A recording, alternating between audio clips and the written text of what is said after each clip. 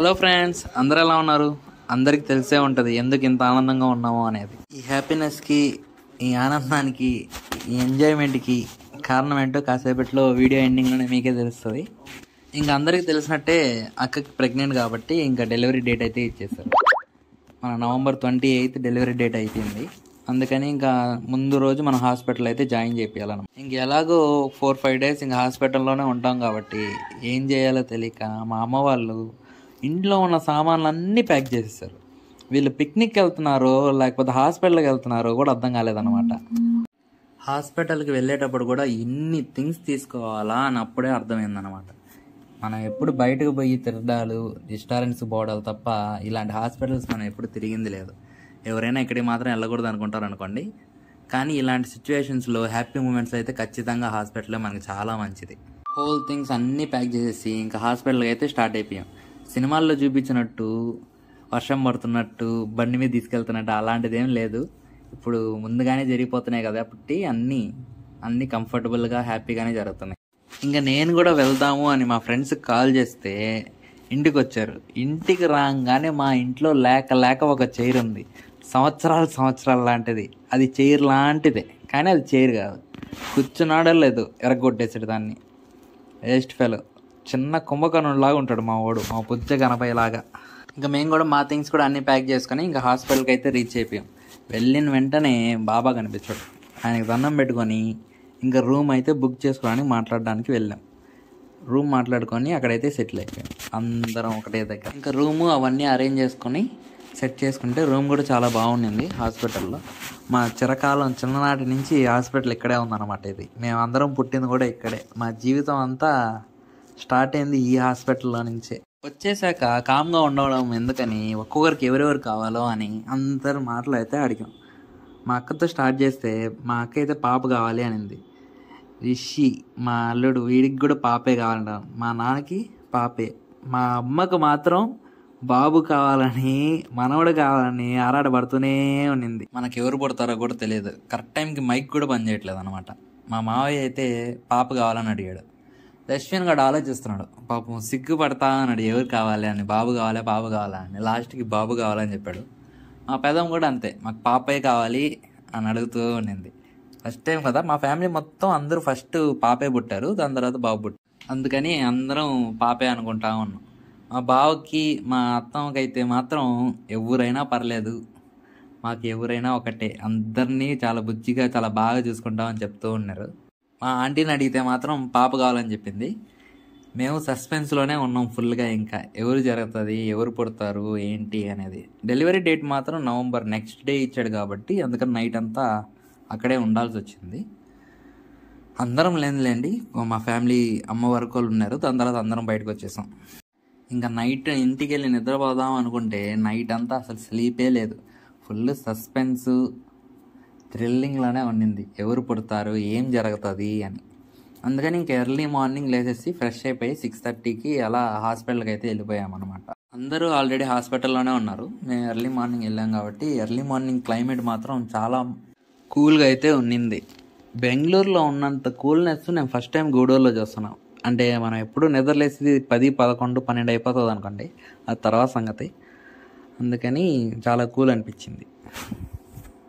ఇదే అన్నమాట మా గూడూరులో ఫేమస్ సిఆర్రెడ్డి హాస్పిటల్. నేను చిన్నప్పటి నుంచి చదువుకుంది ఈ స్కూల్లోనే. ఒకప్పుడు CAM అని ఉండేది, ఇప్పుడు నారాయణలాగా మారిపోయిందనమాట.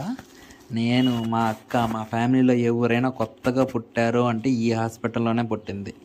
25 సంవత్సరాల నుంచి రన్ అవుతుందంటే ఎంత ఫేమస్ అర్థం చేసుకోండి. మీ కూతురికి పాప కావాలా బాబు కావాలా? బాబు అయితే ఏం చేస్తావు?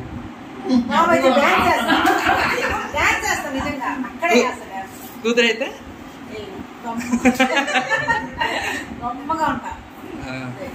పాప కావాలా బాబు కావాలా? పాప కావాలి. ఏల వేసి చప్పట్లు కొట్టి డాన్స్ చేస్తా.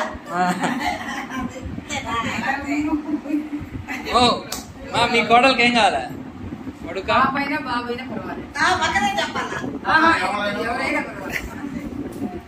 నీకు సాయి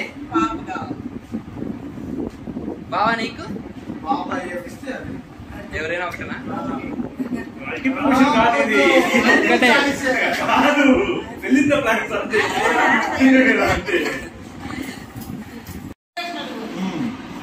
మీకు మీ కూతురికి కొడుకు కావాలా కూతురు కావాలా? నాకు మనోరాలే కావాలి. మనోరాలే కావాలా?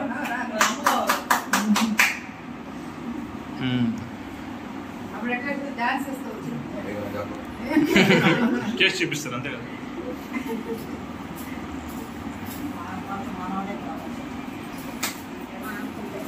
ఎవరు కావాలి మరి నీకా?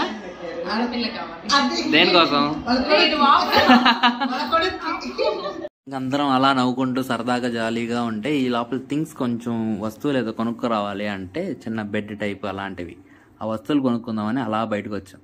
అలాగే కొంచెం టీ తాగేసి ఆ వస్తువులన్నీ తీసుకొని మళ్ళీ పైకి వెళ్ళిపోయాం అనమాట.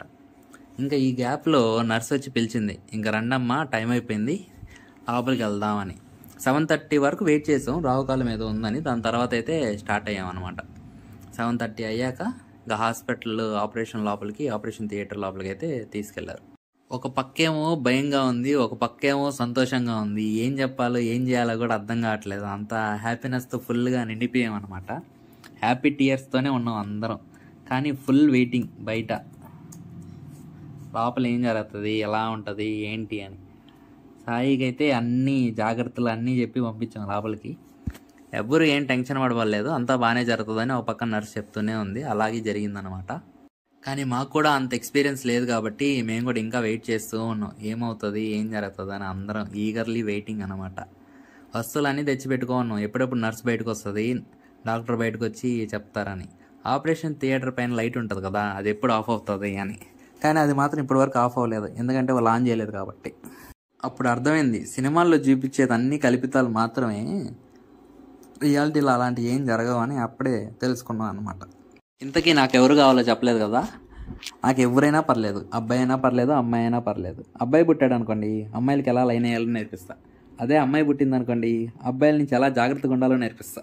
అలా ఫిక్స్ అయ్యా అనమాట నేనైతే. మేము మాత్రం మా 10th క్లాస్ ఎగ్జామ్స్ కూడా ఇంతలా ఎప్పుడు వెయిట్ చేయలేదు, అంత టెన్షన్ కూడా పడలేదు. ఒక పక్క ఆనందంగా ఉంది, ఒక పక్కన భయంగా ఉంది, ఒక పక్క టెన్షన్గా ఉంది, ఏం జరుగుతుంది ఏమవుతుంది అని. దేవుడి దయ వల్ల అన్నీ అనుకున్నట్టే చాలా హ్యాపీగా సక్సెస్ఫుల్గా జరిగిందనమాట.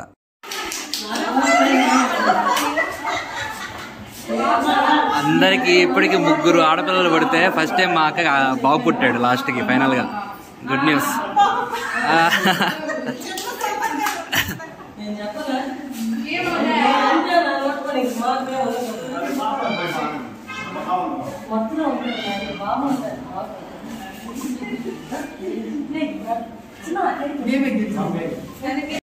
మీ అందరి ఆశీస్సులతో మా అందరి కోరికలు ఈ రోజుతో నెరవేరాయి.